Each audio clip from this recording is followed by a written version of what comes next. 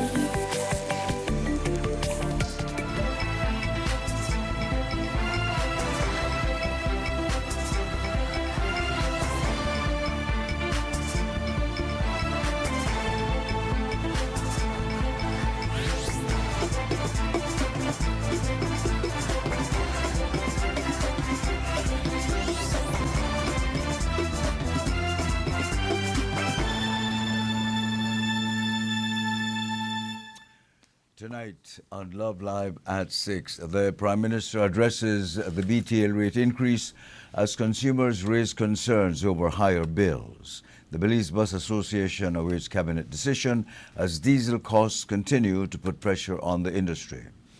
Government identifies 53 areas for possible constitutional change after review of 167 recommendations. After months away due to health issues, Jose Abelardo Mai returns to Parliament. 56 terminal workers face new career choices as government moves ahead within the National Bus Company. And June Shop gives Belize City Council 24 hours to return business or face court action. 15 students get a helping hand with school expenses through Hotel Association grants. And Maya Mountain Cacao Cooperative to hold first annual general meeting. Don't go away. Stay with us for those stories and others in tonight's newscast here on Love Television. So it started off like any other summer day in Belize. I decided to go down to Builders Hardware since I heard they had 25% off on summer outdoor products.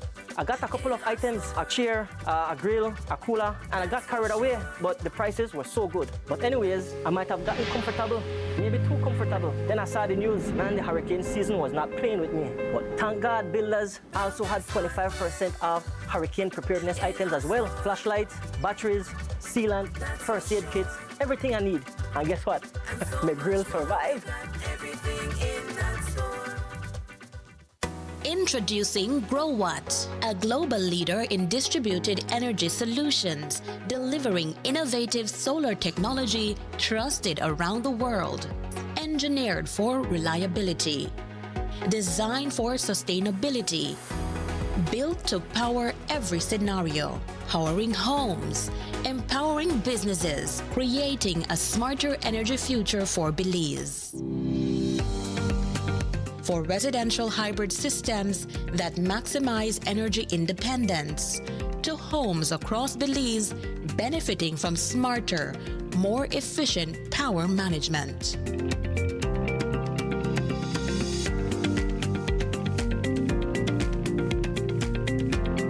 GrowWatt off-grid solar storage solutions bring dependable electricity to locations beyond the traditional power grid, providing clean, reliable energy whenever and wherever it is needed.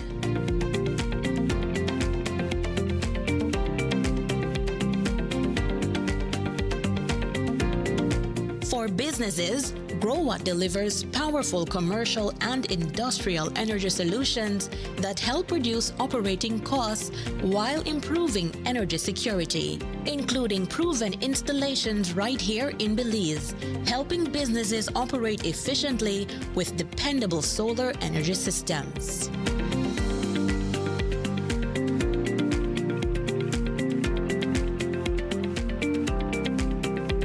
As transportation evolves, GrowWatt EV charging solutions help power the future with clean energy.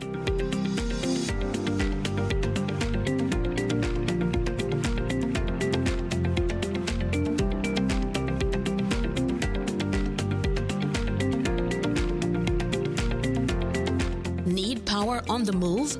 GrowWatt portable solar power solutions provide flexible energy for construction sites, events, emergency applications, and temporary installations.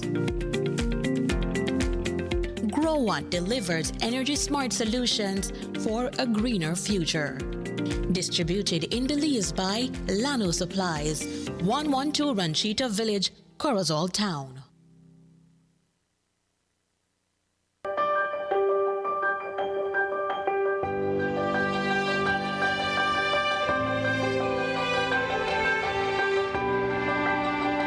No right. Garbage in the streets, creating dump sites, throwing the trash on the highway. We not fit do that. Only we could stop this. Each of we play an important part in protecting our beautiful country.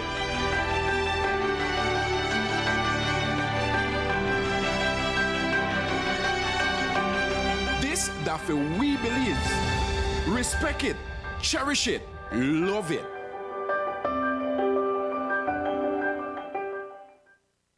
Pelican is more than just brewed in Belize. It's made of Belize. And being made of Belize means being authentic, unique, and proud. This is what that looks like.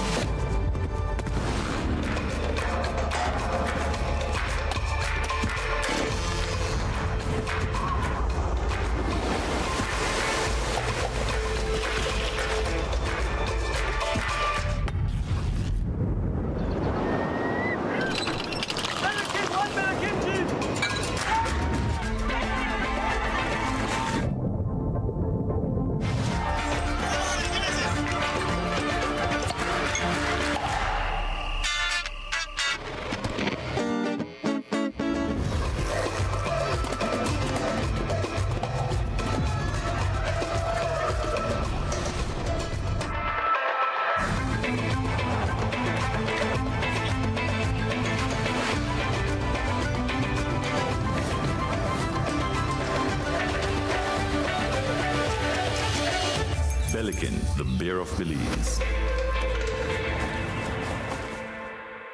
There are many stories to be shared about what it means to be made of Belize.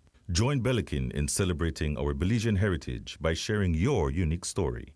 A few of these stories will be selected to be produced into Belikin Made of Belize videos. Those chosen will receive Belikin beer for a year and will be invited to join us during production. Let's tell the stories of what it means to be made of Belize. Please send us a WhatsApp message at 630-6519 or email us at madeofbelize@skz.bz.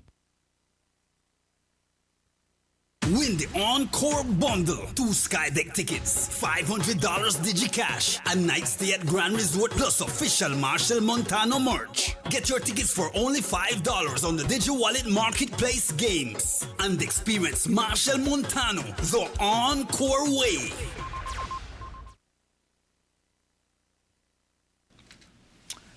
Good evening. Welcome to the evening news here on Love Television for today, August 21, 2026. I am Ernesto Vasquez. Earlier this week, BL announced that effective immediately, the cost of electricity would increase by 1.5 cents per kilowatt hour for Belizean consumers. In its release, BL said the adjustment is needed to help the company meet the cost of purchasing electricity while maintaining the financial stability needed to support Belize's energy security. But consumers have been vocal on social media expressing frustration over the rising cost of electricity.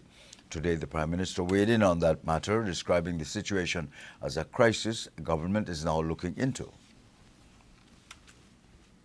They have a shortage of energy during the prime time, the prime hours. And so BL has been buying sometimes as much as $1 US a kilowatt. And we're only selling it for 42 cents, 44 cents Belize. BEL has been selling energy to the public at a loss, to less than what they're buying it. We're even talking about the transmission and the operations and all of that. It is a crisis, and we as a government was holding back BL from raising these prices. But then it comes to the time when it has to happen, and it happened unfortunately.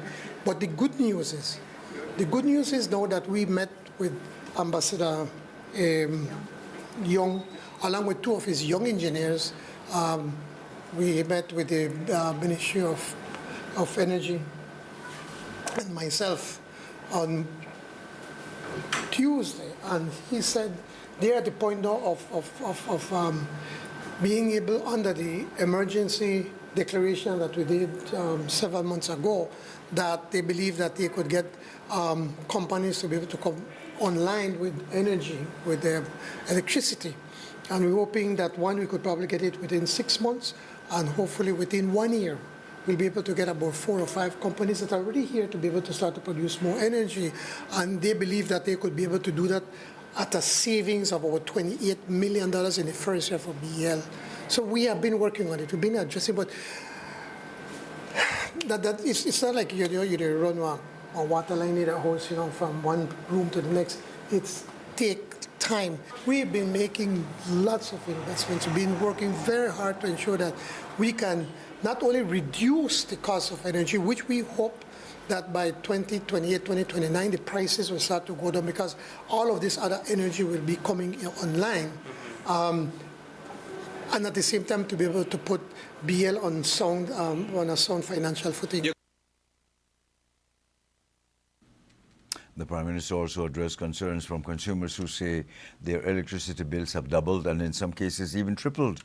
The PM says government is looking into those reports. He pointed out to what he described as neglect of BL under the previous UDP administration.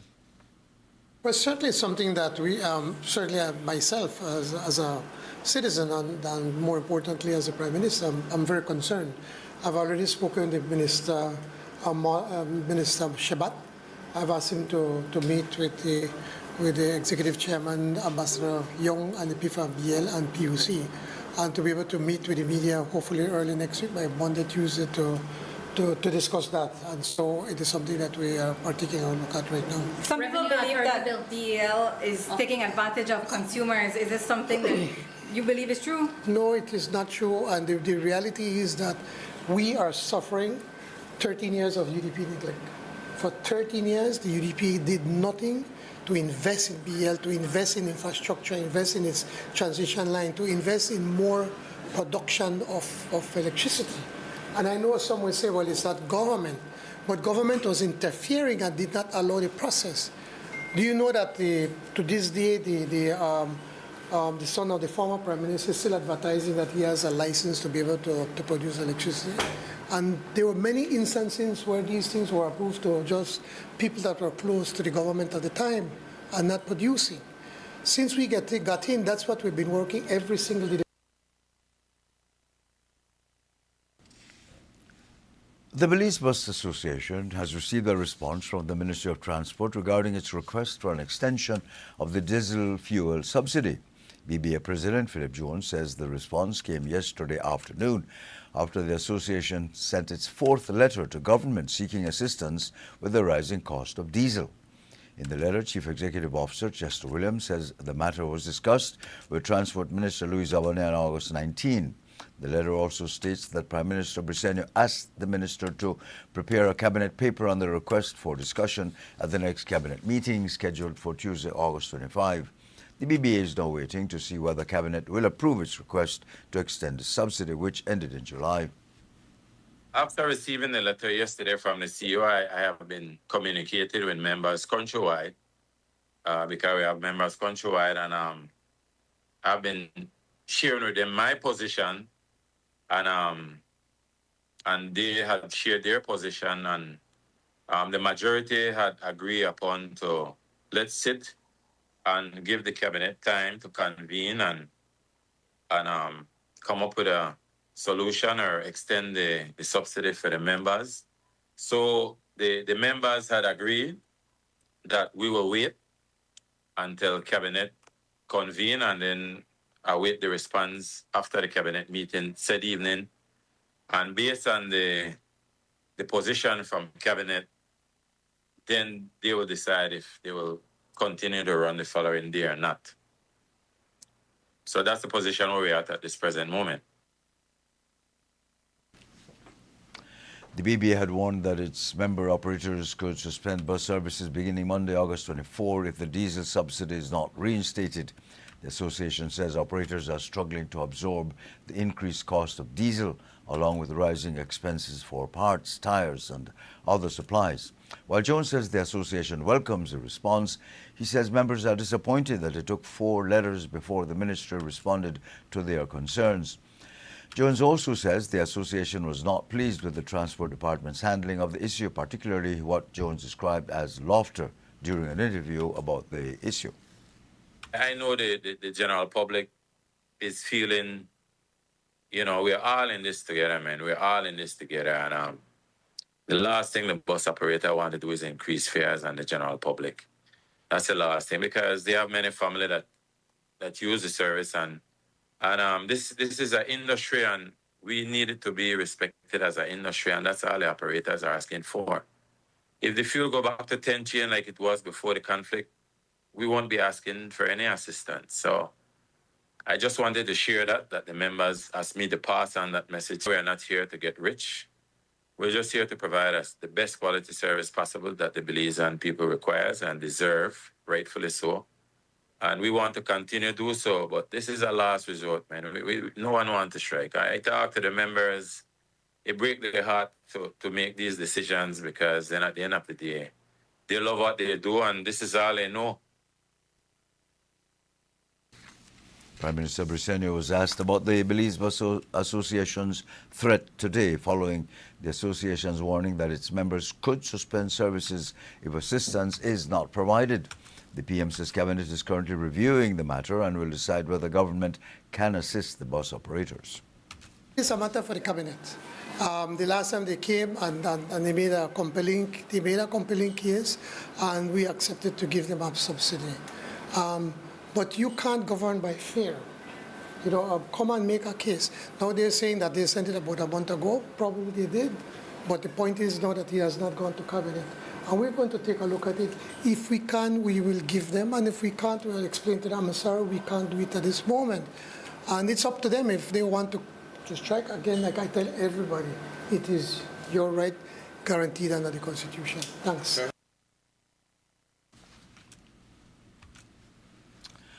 Ahead of today's House meeting, the Public Service Union, the PSU, issued an urgent release objecting to the House of Representatives' approval of the Revenue Authority Bill 2026, which was scheduled to return for a second reading today.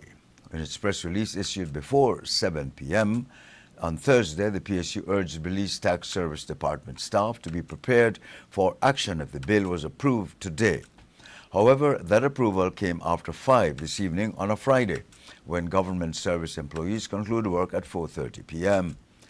It is therefore left to be seen how the union will proceed. The PSU affirmed that it had complied with every requirement set by the Project Steering Committee overseeing the transition of the Belize Tax Service Department into a semi-autonomous revenue authority, SARA.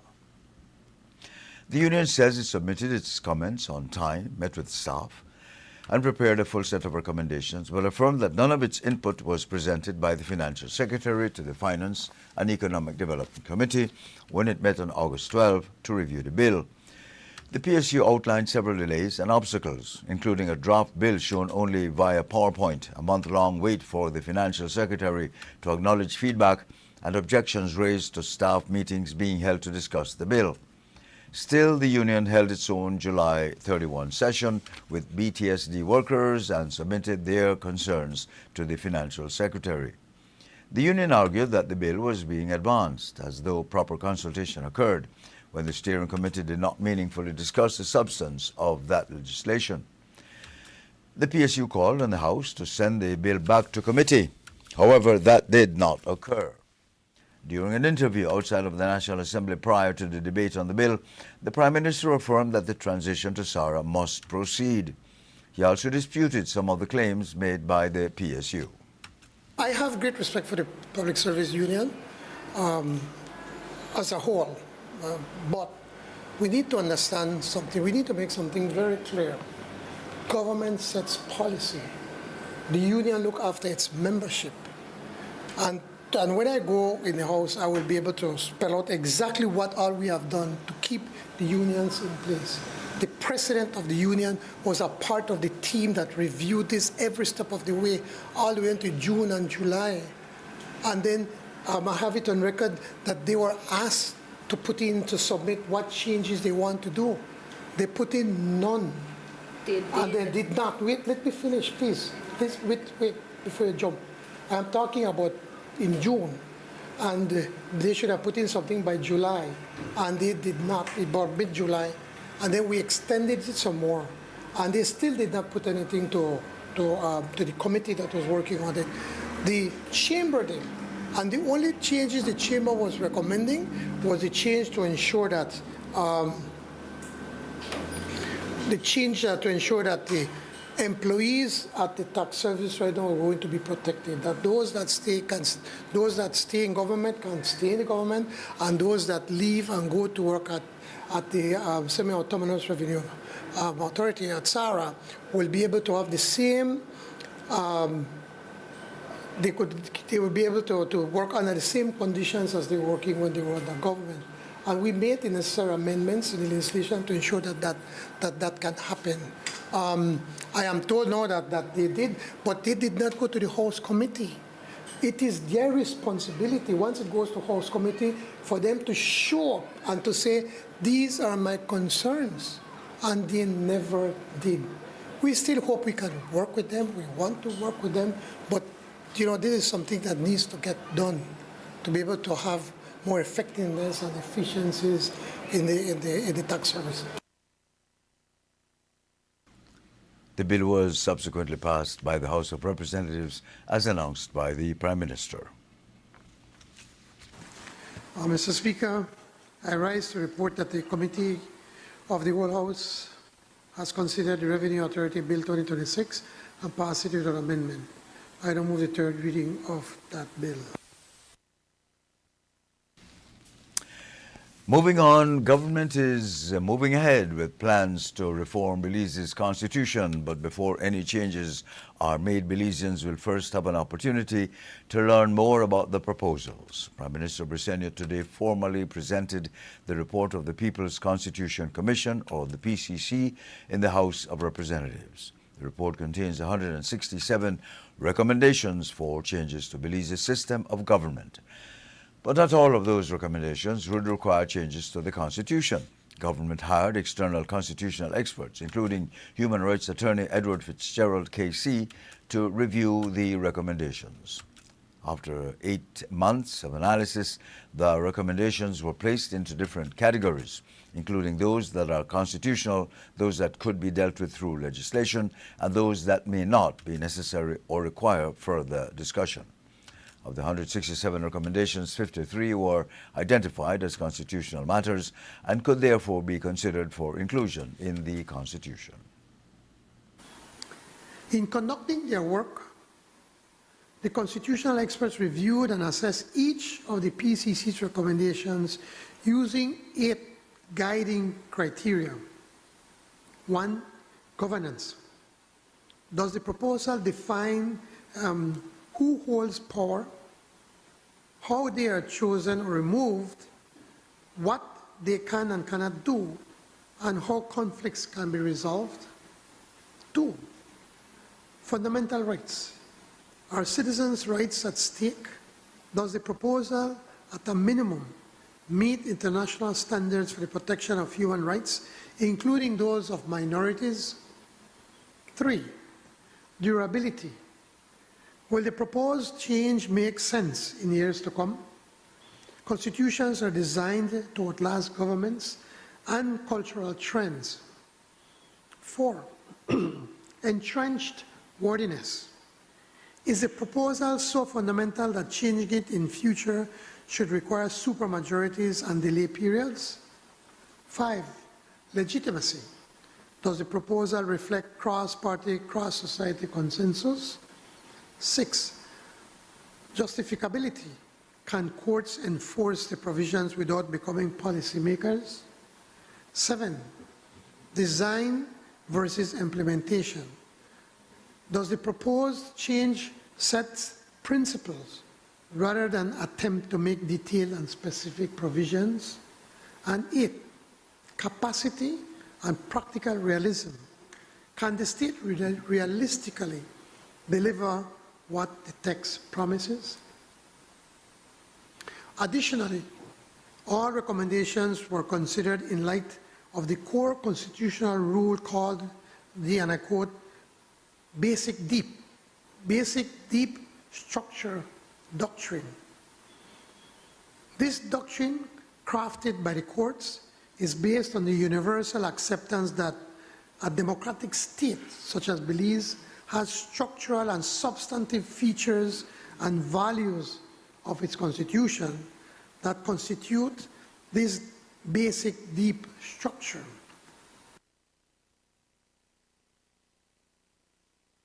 The 53 recommendations have since been reviewed by the Attorney General's Ministry and the Ministry of Constitutional Affairs. Government says the next step is to take the proposals to the public. PM Briceño says a 6 to 8 month public awareness campaign is planned to explain the proposed reforms and allow Belizeans to better understand what is being considered. All the recommendations as well, Mr. Speaker, were reviewed and analyzed within the context of the existing structure of the Constitution of Belize. Following this exercise, the external constitutional experts then considered the suitability of each recommendation for inclusion in the Constitution of Belize. In this regard, the recommendations were categorized as follows. 1, Category C. The proposed change is constitutional in nature and could appropriately be located in the Constitution. 2, Category L. The proposed change may be broadly be considered quote-unquote constitutional in nature, but does not necessarily belong in the Constitution and are better left to legislation or policy. 3, Category U, the proposed change is unnecessary or inappropriate. And Category 4, Category D, the proposed change is one which requires further discussion and debate at the local level. Mr. Speaker, following the exercise, 53 of the 167 recommendations made the PCCs by the PPC were identified by the external constitutional experts as being fully, quote, constitutional in nature and therefore could appropriately be located in a constitution. Following from this process of review and analysis and categorization of the recommendation conducted by the external constitutional experts, these 53 recommendations deemed constitutional in nature and could appropriately be located in the Constitution were further reviewed and analyzed by attorneys within the Attorney General's Ministry and the Ministry of Constitution, Religious and Indigenous Affairs and Transportation. They reviewed the recommendations within the local context and the jurisprudential position of each recommendation. Mr. Speaker, it is true that this PCC constitutional reform process has been a lengthy one, but it is also true that to achieve serious, real and meaningful constitutional reform, the processes we are going through must occur. I encourage all Belizeans to assess and review the PCC report with its recommendations, and over the next months, as government engages in awareness campaign, I encourage all Belizeans to participate in a sober and responsible manner.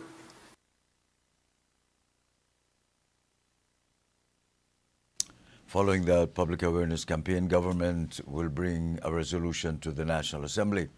The resolution will determine whether the proposed constitutional reform should eventually be put to a referendum, giving Belizeans a chance to vote on the matter. But while the PCC recommendations are moving forward, government is also preparing to restart the country's redistricting process. Briceño says constitutional amendments will be brought to the National Assembly in September to restart that process, maintaining that the redistricting exercise is separate from the wider constitutional reform process stemming from the People's Constitution Commission. Mr. Speaker, my government is committed to the redistricting exercise to be started afresh. To trigger the restart of the redistricting exercise, there are a number of constitutional amendments that will need to be pursued.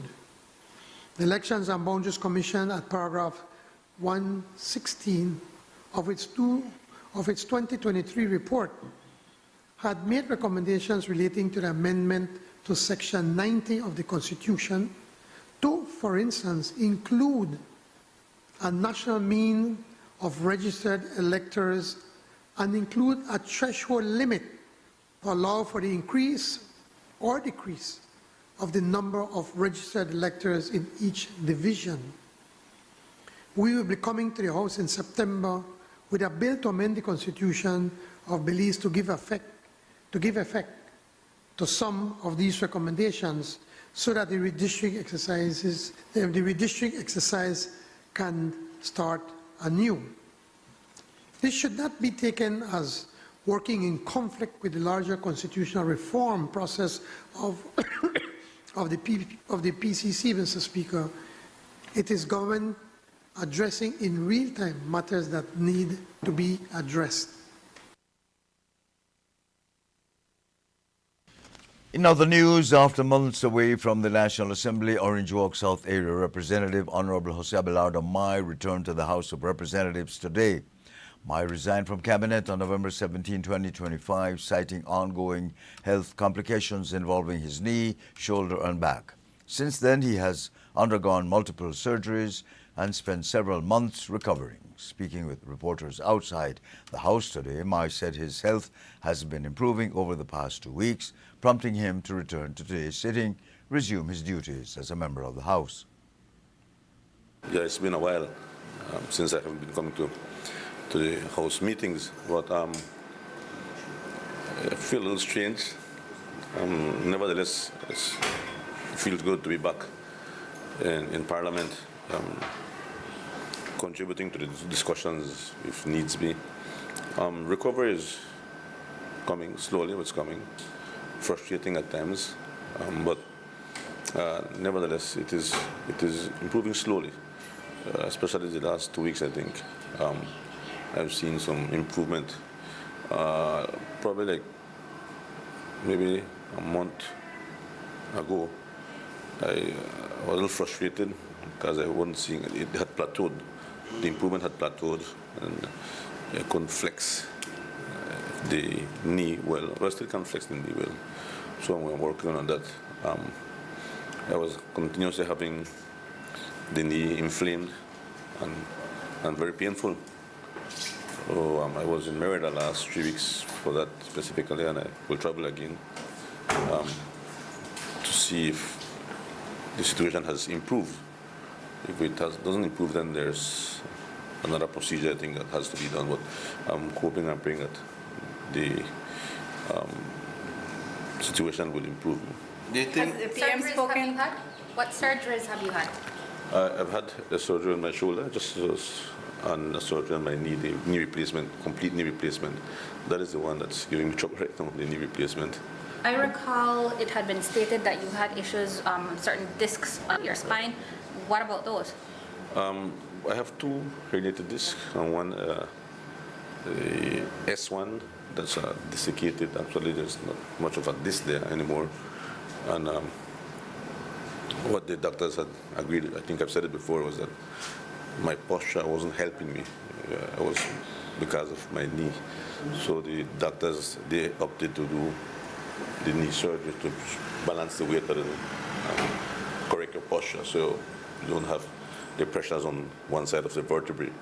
So with the surgery on my knee, well, after I got back to Belize, the vertebrae got worse. But I returned to Guatemala, and the therapist made some changes, and that has been helping me a lot. But right now, I'm consciously trying to balance the weight so you don't put pressure on one side of the vertebrae. So no back surgery? But not at this moment. In the future? If it gets worse, yes. Right now, I'm like 80%, I think. Right now, like 80%. At times, I have good days, I have bad days at times, and that's how it goes, I guess.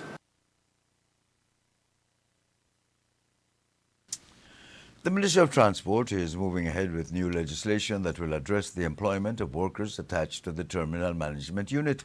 Yesterday, a mandatory meeting was held in Belmopan between the Ministry of Transport and the Terminal Management Unit as government continues the transition to the National Bus Company. 56 terminal workers are now considering their next career steps after being given the option to join the National Bus Company or seek re-employment with the government of Belize. This year follows months of discussions over the future of terminal workers as the National Bus Company transition got underway. Earlier this year, the ministry explained that workers would have options as the transition moved forward, including the opportunity to apply for positions with the National Bus Company. Now the process has reached another stage, with the affected workers being formally presented with their options. CEO in the Ministry of Transport, Chester Williams, gave us a breakdown of what is to come for the workers and spoke about yesterday's meeting. I must say, first and foremost, thanks to Mr. Dean Flowers for coming to join us for this very important meeting. As you would know, that we are still in the transition period for the National Bus Company, moving from the Department of Transport Terminal Unit to the Department of Transport. And so as a part of the transitional period, what we are doing is to meet with the workers of the terminal unit, explain to them what are the options available to them, explain to them what are their legal entitlements should they choose whatever options, as well as to give the union as a bargaining agent that opportunity to speak to and hear from them. And so that's what we did today, and I believe that the meeting went quite well. The input from the president of the union was very important. Likewise from the Labour Commissioner's Office, again, looking from the Labour perspective, and we also had representatives from the Ministry of Finance. So essentially, we just want to make sure we cover every grounds, and the most important thing here is to make sure that the workers, should they decide on whatever options, that they get what is legally entitled to them by law. The legislation has a provision that says that the employees who are currently employed within the terminal unit of the Department of Transport will have two options. One, to apply for employment with the National Bus Company, or two, to apply for re-employment with the government of Belize. And so long as they are so qualified and meet the criteria for whatever position they apply for at either NBC or the government of Belize, that they'll be given first preference for the employment. So there's going to be a provision there, again, to protect the current employees of the terminal unit within the Department of Transport. And we receive reports that multiple people will be terminated, but is that true? We have not come to that as yet. We are still going to await the union meeting with them separately and see what proposal they can come up with that they may want to present to government. And then following their proposal, then we can see how we proceed from there. What would be the reason for their termination? Well, basically what we're saying is that the position that they currently holds within the government of Belize or within the government service has become redundant. And the law do provides for redundancy and how you deal with redundancy. So we want to make sure that we follow the law where that is concerned. Public Service Union President Dean Flowers was part of the discussions. He says he is satisfied with the outcome of the meeting. The Public Service Union was here today by way of invitation from the Department of Transport, more specifically by the CEO in the Ministry of Transport. The meeting was held to meet with the staff. I believe it's about 56 staff from across the country who were brought into Belmopan to engage with them, to hear what their concerns are, what their fears are, and also it provided an opportunity for the ministry to explain to them what is the proposed changes that they can anticipate and how those changes impact on their terms and conditions of service as well as on the establishment of the National Bus Company. Clearly, there will need to be the passage of certain legislations, and those legislation will impact on them. Very much satisfied with the outcome. I think I am very much satisfied because I got the opportunity, of course, to interact with public officers that we negotiate and bargain for as the Public Service Union. And what I saw today is a group of public officers who really and truly enjoy and love what they do. Can they be better? Can they do better? Of course they can. We all can be better and do better in whatever we do. But that comes with certain initiative on behalf of the public officer, as well as management has to do their part in terms of the building of capacity of those public officers. But all in all, I enjoyed the interaction. I enjoyed the feedback. I think they were very responsive to their fears. They were very responsive to their in explaining what their questions were. And overall, I think we have a good cadre of people here. They simply need, of course, the more training and more guidance and more supervision in doing their work. And then I'm pretty quite sure we can provide a better product for the Belizean people. The new legislation is on its way to the House of Representatives, where it will go through the parliamentary process. The proposed transfer of Police Constable John Gamboa from the Belize Police Department to the Ministry of Transport is back in focus. The matter first made headlines in July when Love News reported that Gamboa was being considered for a post within the Transport Department. A government memorandum showed that the ministry had supported his application for a transfer on promotion from the police department to the public service. At the time, no appointment had been confirmed. The proposed move sparked questions after allegations surfaced that Transport CEO Chester Williams had helped Gamboa secure the position. Williams denied those allegations, saying the vacancy had been advertised and applicants were interviewed. He also defended Gamboa's qualifications.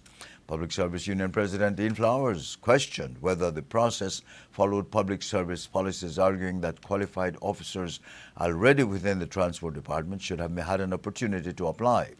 We spoke with CEO Williams for an update on the proposed transfer and whether Gamboa is still being considered for the position.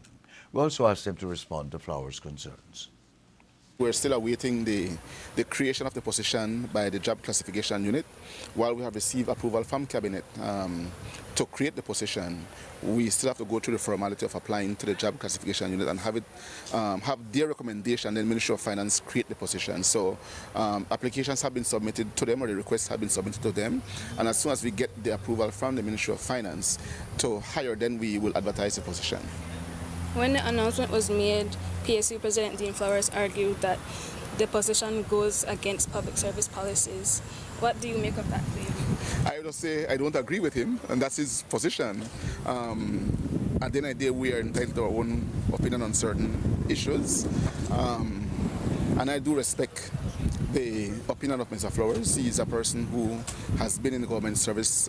He has been doing this for many years, and so I respect what he says. Of course, what we want to do is to create a much better work environment within the Department of Transport.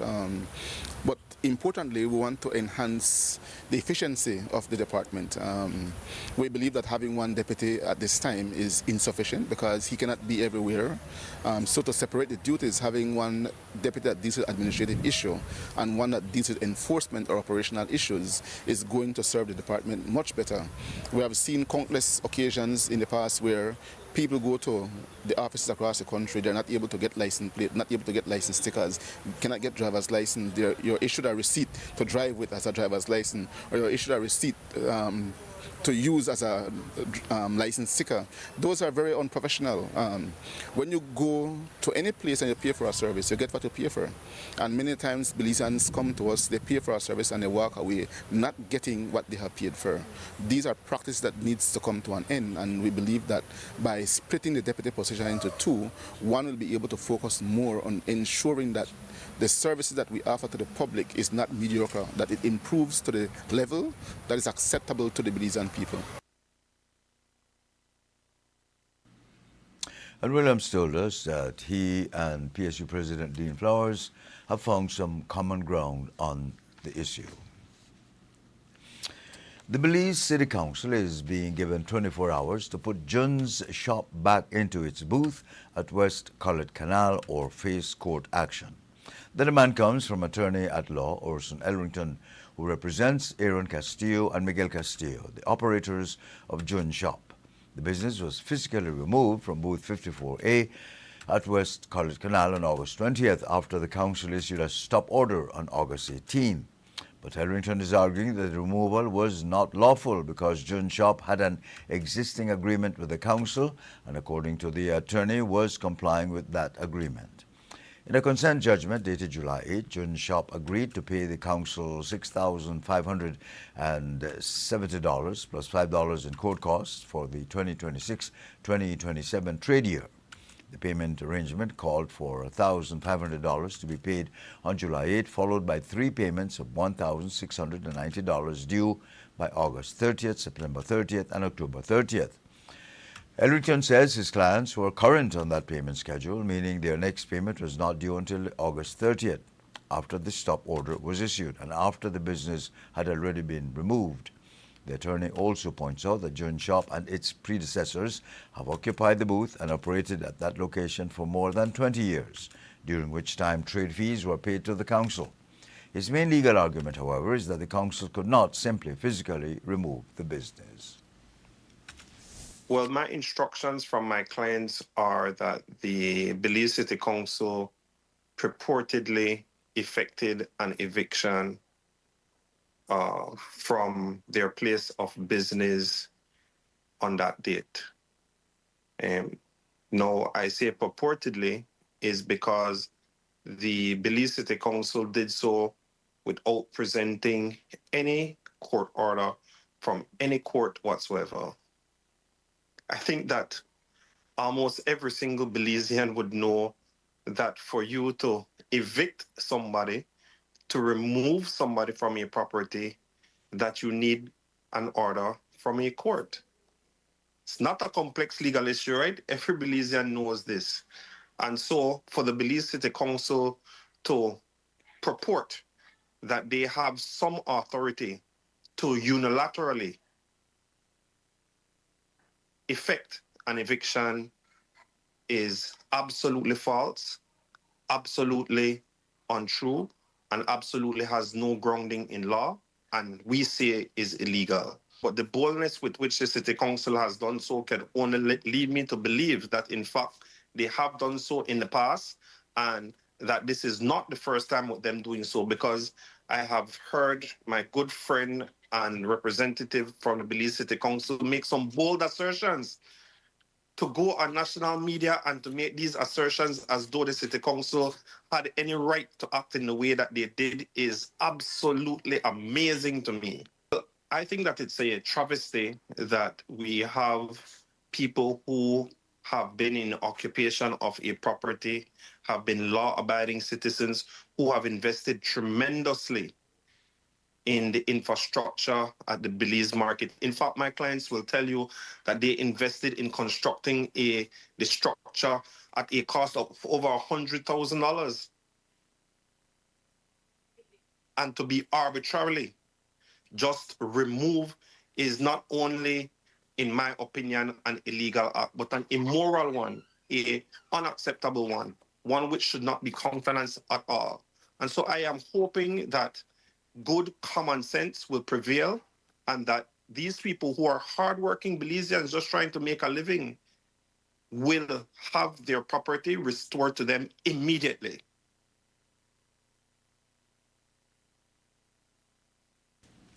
If the council fails or refuses to comply, the attorney says he has instructions to proceed with court action, including seeking an urgent injunction to restore John Shop to the booth. And the letter was addressed to Belize City Mayor Bernard Wagner and City Administrator Dr. Candice Pitts. The letter also warns that the council could face a claim for damages over losses the business says it suffered because of the closure, including lost business, stock, and income. We have more news up ahead on the other side of this commercial break. Please stay with us. It was rainy, muddy, playing in a whole heap of mud. We actually started working out of an apartment with about 6 of us. It was only 9 of us. About 15 of us, not sure where we were heading. I came from Cancun, Mexico for an interview and I didn't go back. First time working a big girl job. And if you didn't know, you had to figure it out. I didn't know anything about plumbing, so I had to study YouTube. We won the bid. I definitely have to ask your boss to give you a raise. I plan on retiring here. 8:39 in the night, I'm still picking up the phone. And each layer matters, guys. I want to see or hear people say that Design Depot is a family. Design Depot to me is like a family. And we all combine to make this one beautiful Sunday dinner. I don't know who might be the salad, but 1, 2, 3. Never stop.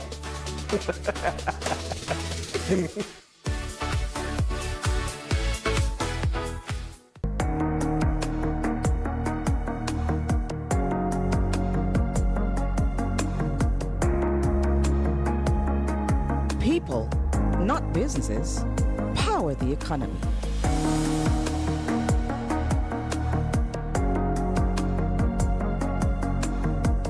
And they deserve to be acknowledged, appreciated, and compensated for their efforts. Because when your people are successful, so is your business.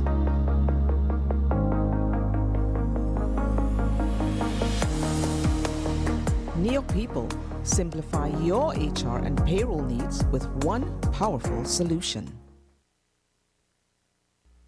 Commercial Cleaning and Products of Belize, CCP, formerly known as Carpet Care Plus, offers a wide variety of professional restorative cleaning services and products in Belize. With over 20 years of experience in the industry, our mission has always been to provide our customers with the best products and services for quality, safe, and environmentally friendly cleaning. What separates us from the rest? The services we offer: fabric cleaning for all types of carpets, upholstery, walls, and drapes. Vehicle detailing for both the interior and exterior. Total restorative cleaning of ceramic and porcelain tiles for floors, walls, marble, granite, limestone, travertine, clay, and more. Degreasing and polishing of the entire kitchen and all its equipment. Also custom concrete designs. We are a supplier of the most cost-efficient and economically viable products when you buy our specialized super concentrated formulas, such as cleaners, disinfectants, deodorizers, and sanitizers.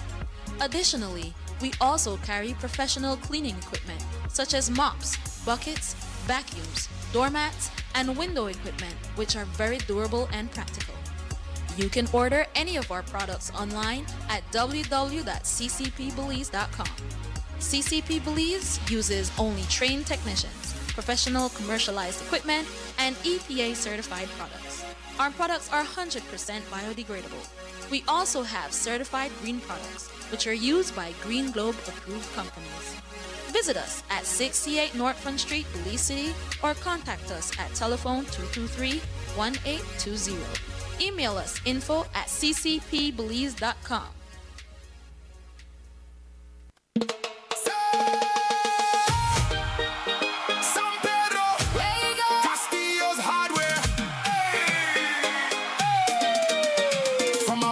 Hardware store, now we online giving you more.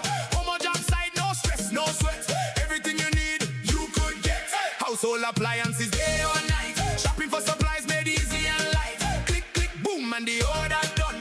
Building in Belize just got more fun. Why wait long in a line? Save your energy and your time. Delivery pulling up right by your gate. Castillo's Hardware, making building great. Build smarter, shop easier.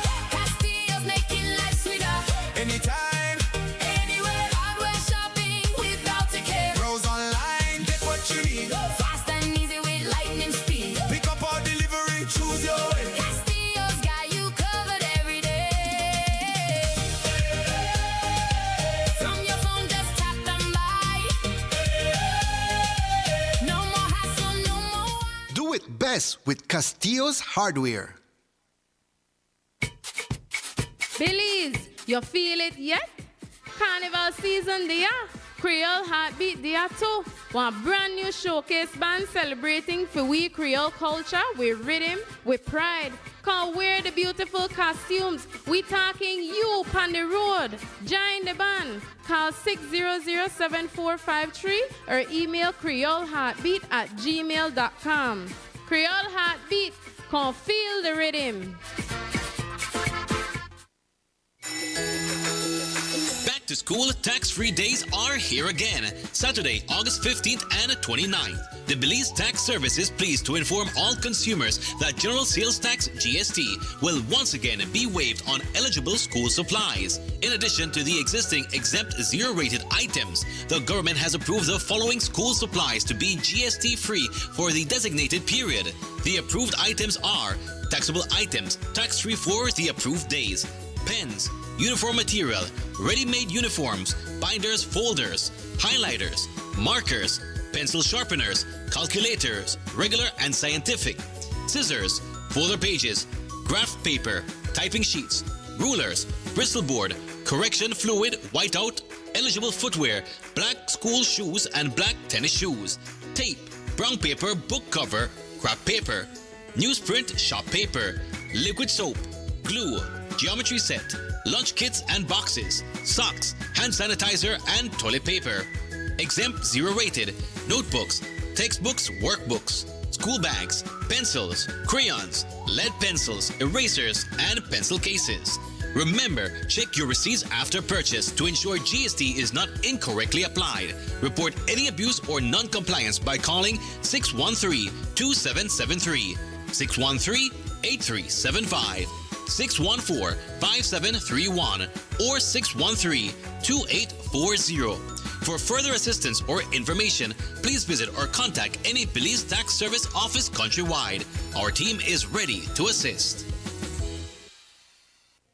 The BCCI's Expo Belize Marketplace is back and celebrating 30 years of Belizean innovation, enterprise, and business. Save the date and join us on Saturday, September 12 and Sunday, September 13, 2026 at the Marion Jones Sports Complex in Belize City from 10 a.m. to 7 p.m.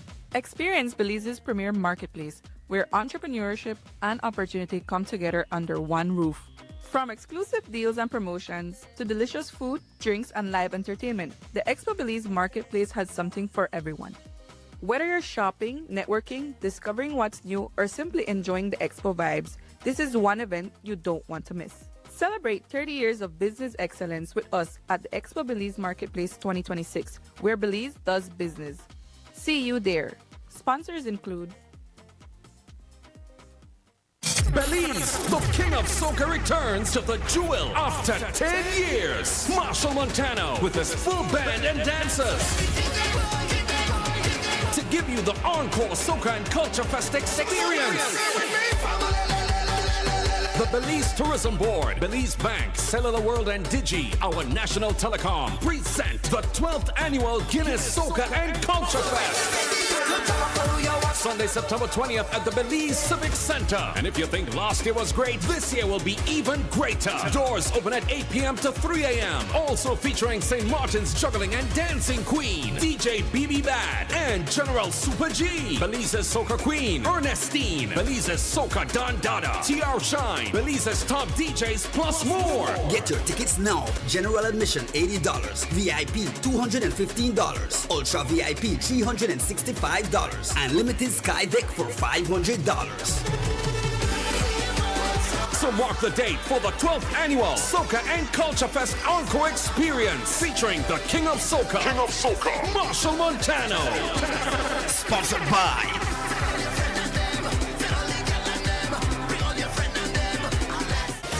It's time again to raise your flag and win with love. Make your patriotism fly high with a beautiful Belizean flag. Cause this September, love one day every way. Start decorating with our national colors, our symbols, the Belizean flag, anything that shows you're a proud and true Belizean.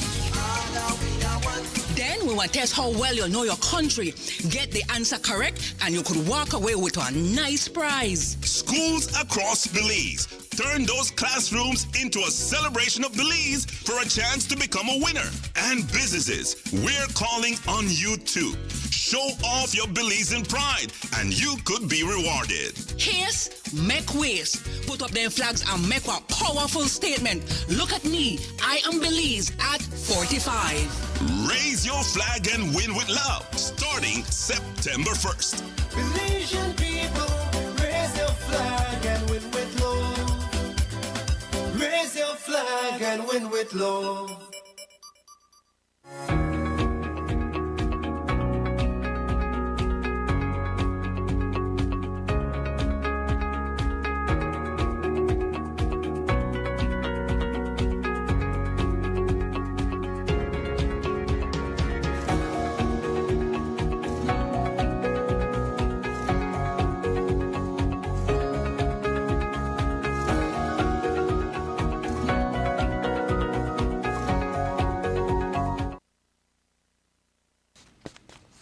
Welcome back. We continue with the evening news here on Love Television. 15 students are receiving a helping hand with their education after the Belize Hotel Association awarded educational grants today at the Biltmore Plaza Hotel. Now in its fourth year, the program provides financial assistance to students to help with the costs of pursuing their studies. The support can help ease some of those expenses, allowing them to remain focused on their education and future goals. Among this year's recipient is 15-year-old Amy Garcia, who shared what it means to be selected for the educational grant and how the assistance will help her continue her studies. It's a great opportunity for me and my family, as it just helps me be reassured that my tuition will be paid, and I just feel very happy and it gives me motivation to do good in my studies. Okay. And can you tell us the process? What was the application like for the scholarship? Well, I saw I had the ad, and then my father told me to apply. Then I had to write an essay or summary about it, and it was really fun and it was interesting to do. BHA President Reynaldo Malik explains the importance of the initiative and why the association continues to invest in students.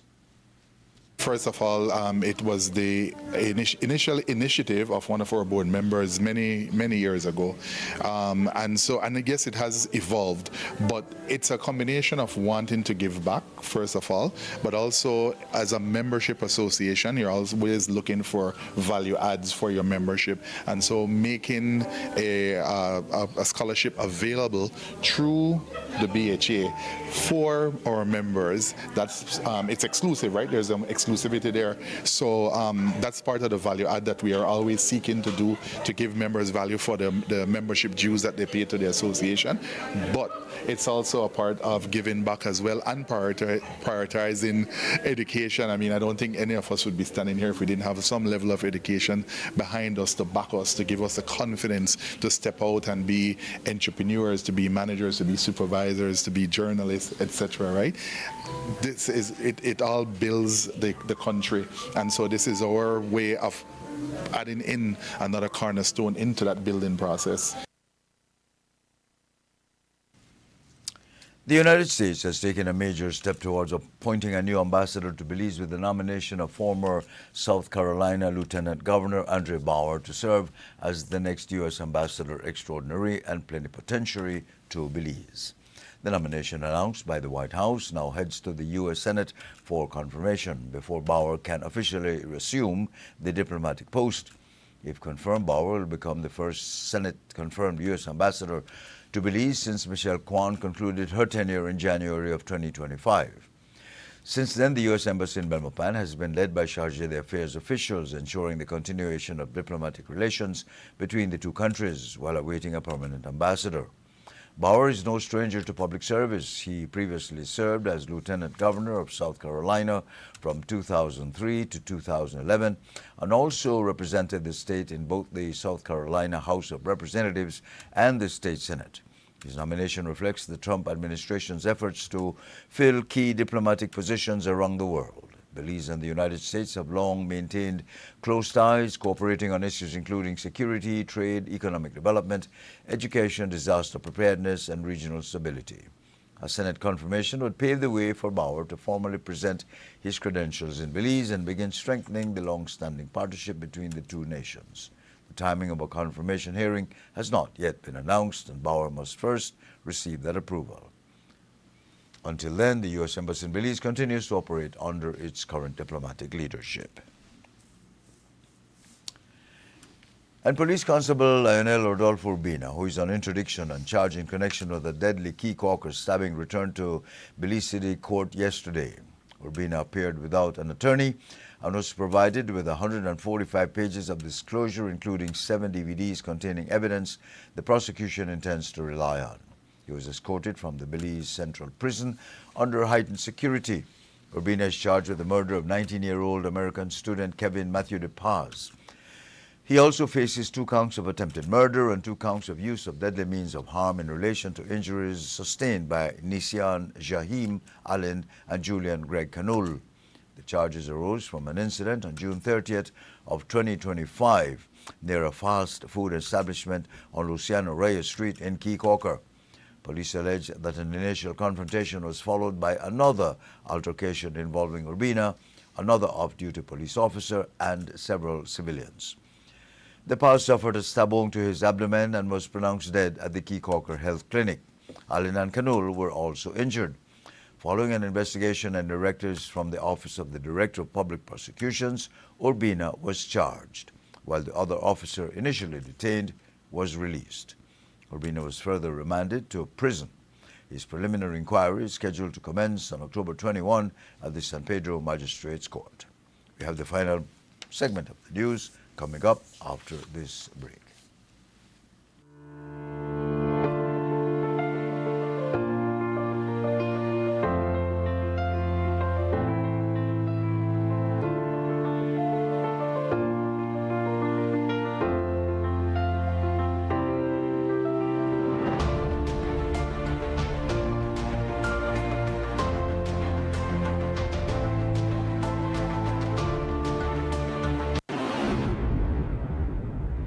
If this is an emergency situation, please call 911 right away for immediate assistance. Do not use the Crime Stoppers program in an emergency situation. Do you have information about a crime or a fugitive in our community? You can submit a tip anonymously with your smartphone. Using this program in safeguarding our community also protects your identity, keeping you out of the court system, and could earn you a cash reward. Here is how it works. Download the free P3 Tips app from the Apple Store or Android Market. P3 is the provider of our secure anonymous tip collecting software. Open the app and create a PIN, but be sure to remember that number, then select your location. Next, select the type of crime. When submitting a tip, be as specific as possible. Remember, the more information you give the officers, the more likely it is that we will be able to identify the suspect or confirm a crime has taken place. This ultimately helps when making arrests.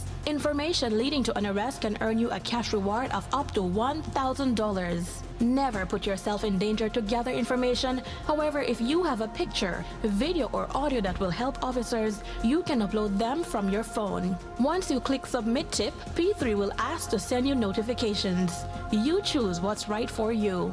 Once your tip is submitted, you'll be given a tip ID and password. Keep that info safe as you'll need it to check the status of your tip. Using the app, simply log back in using the PIN you created when you first opened it. Check back if your tip leads to an arrest. You'll be told how much you were rewarded and how to anonymously collect your cash.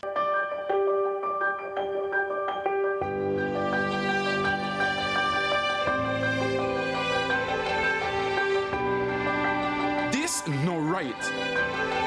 Garbage in the streets, creating dump sites, throwing the trash on the highway. We not fit do that. Only we could stop this. Each of we play an important part in protecting our beautiful country.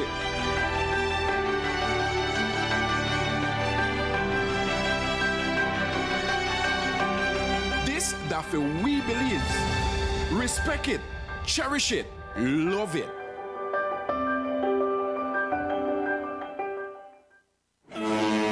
North, South, East, and West. Belize City will have the best Lobster Fest. BNS Beach and Northern Fishermen Cooperative presents Lobster Fest Beach Party. August 29th and 30th. Come be a part of this 2 days event at the BNS Beach. 3 3/4 miles George Price Highway. Food and drinks will be on sale. Then, who will be Belize's best chef? As we have lobster cook-off competition, kayak race, chocolate mud wrestling, greasy pole, bouncy house, and a whole lot more. They can't stop you. Do what you want. Live entertainment by Vida Mugs and Taprit. So make it a date. Don't be late.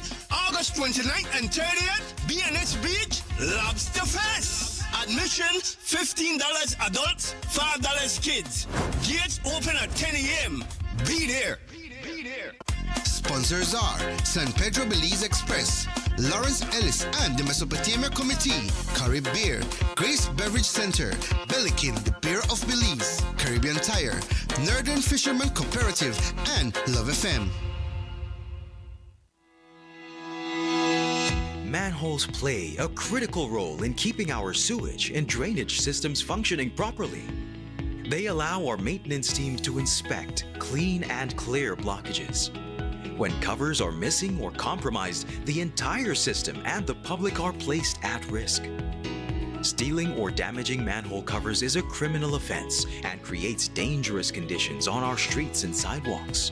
Motorists and drivers are reminded that it is an offense to park or drive on sidewalks. The weight of vehicles, large or small, can crack and dislodge manhole covers. In an ongoing effort to protect lives, property, and public infrastructure across Belize City, your Belize City Council continues its citywide manhole cover replacement program. Since the launch of this initiative, thousands of damaged or missing manhole covers have been replaced, improving safety, accessibility, and the overall appearance of our streets and sidewalks.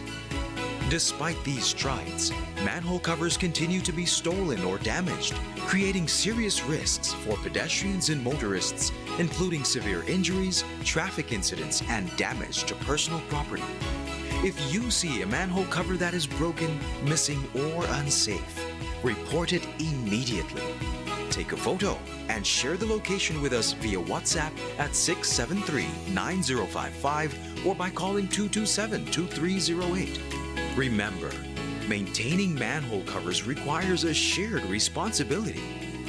Together, we can prevent accidents, protect public infrastructure, and keep Belize City safe for everyone. Your Belize City Council, always about the people.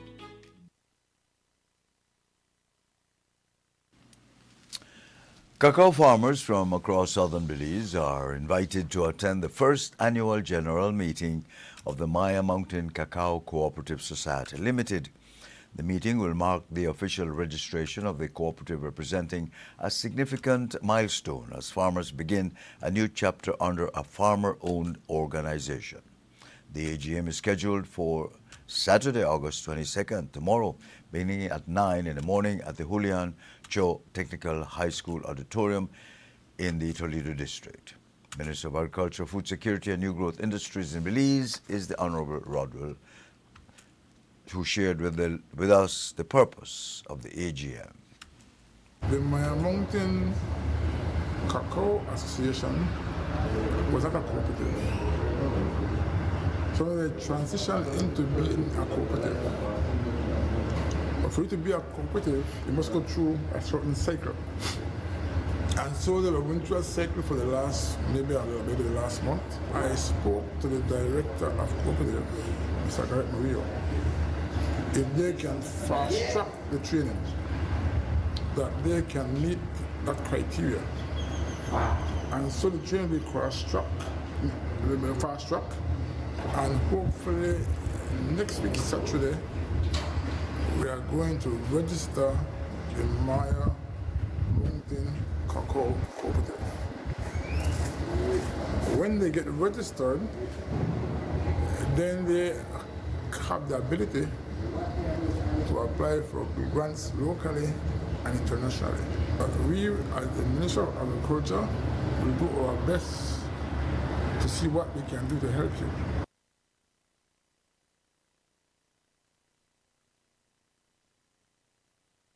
The meeting is an historic occasion, and all are encouraged to attend and witness the official registration of the cooperative, adding that farmers' participation is important as the organization moves forward in strengthening the local cacao industry through a cooperative model.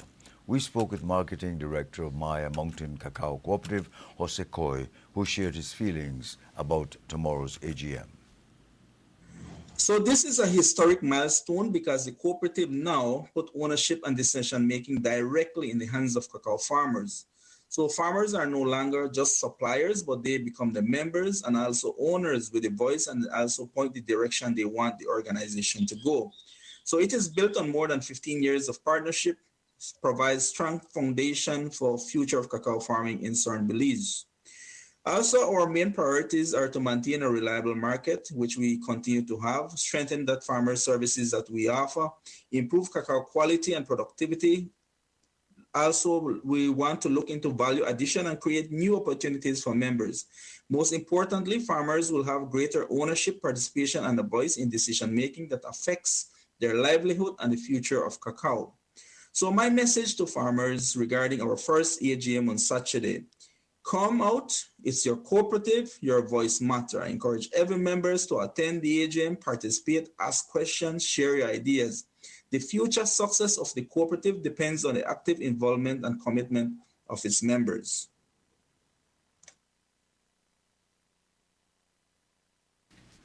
Included are over 500 cacao farmers from southern Belize. Little Wonders, a project started by 13-year-old Gabriela Eck, a second form student of St. Catherine's Academy, to support families with babies in the neonatal intensive care unit, has reached its first major milestone. After making a public appeal for donations, Eck delivered 17 care packages to the unit at the Carl Huchner Memorial earlier this afternoon. The packages contain essential items for newborns, diapers, baby wipes, blankets, and baby booties. The initiative was inspired in part by X's own experience as a premature baby who spent her first 10 days in the NICU. X says the response to the project has allowed her to turn that personal experience into support for other families going through a difficult time. It's such an honor that I was able to give back to my community in such a meaningful way, but also something that's so close to my heart because, as I told Miss Susie, the reason why I did this project is because it's in tribute to my cousin, the late Dr. Eck, the late Dr. Cecilia Eck, and also in tribute to my grandmother, Judy Vasquez. She had a charity called Seed of Life, which was dedicated to helping new mothers and newborns. I think I over-exceeded the goal, actually. I gave a lot compared to what I was aiming for. I was very touched actually because a lot of people came together to help me share my story on social media and also to give donations. I was very touched by how many people came together to support me and the babies in the NICU. I hope that my project can grow as the years progress and I can get more attention, more donations, things like that. It's something I definitely want to continue because it really meant so much to me to be able to do this today. The donation was made possible through contributions from members of the public, along with support from Nando's Wholesale and Brody's. Nurse Ashley Charlesworth at the KHMH says the donation will provide much-needed assistance to the families with those babies receiving that specialized care. We really, truly appreciate the donation to us. Some of our babies come from less fortunate homes. Sometimes they come from very, very, very far and the parents can't come every day. So this donation will help us help the babies as well with their basic needs like their diapers, their wipes, and even the little sheets so that they can be snuggled. I can say I'm very proud of Miss Gabriela, and I have to thank her immensely for remembering NICU and remembering that she was a premier herself. So I hope that other people can look at this and take this example and also give back to the community in ways that she has already. Today's handover marks the first delivery under Little Wonders, but X says she will continue supporting those families, and persons interested in supporting the project or learning more about Little Wonders can contact the organization through its social media pages or by calling 667-0780. And with that story, a bit of good news, we bring to the end tonight's edition of the evening news here on Love Television. Thanks to Greg and Giovanni behind the controls and on the other side of the camera, and of course to the crew in the newsroom who put it all together on a daily basis.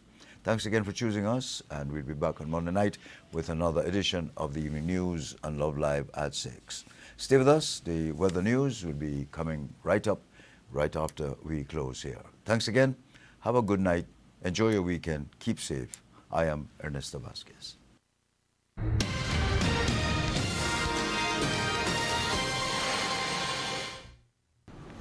Good evening.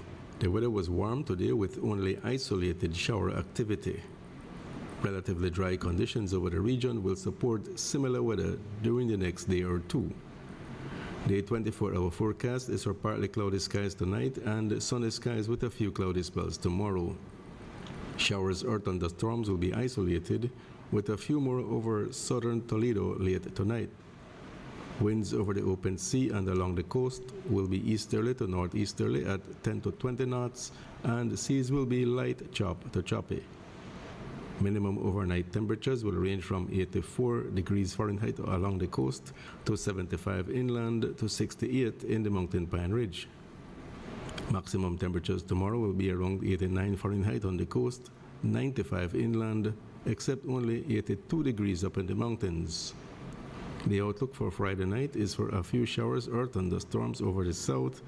Then a few showers or thunderstorms will affect southern and central areas Saturday morning, with showers becoming isolated Saturday afternoon. Elsewhere, showers will be isolated. There is a low tide at 9:12 tonight, and a high follows at 3:40 tomorrow morning. Another low is at 12:09 tomorrow afternoon, and another high at 6:40 tomorrow evening. The moon will set at 11:49 tonight and rise again at 1:34 tomorrow afternoon. Sunrise in the morning is at 5:36. Sunset tomorrow evening is at 6:14. In the tropical weather outlook, tropical cyclone formation is not expected in our area of interest during the next 48 hours. In the sargassum update, there is a high chance that more sargassum mats could drift ashore, producing moderate to major impacts over coastal destinations across the country during the next few days.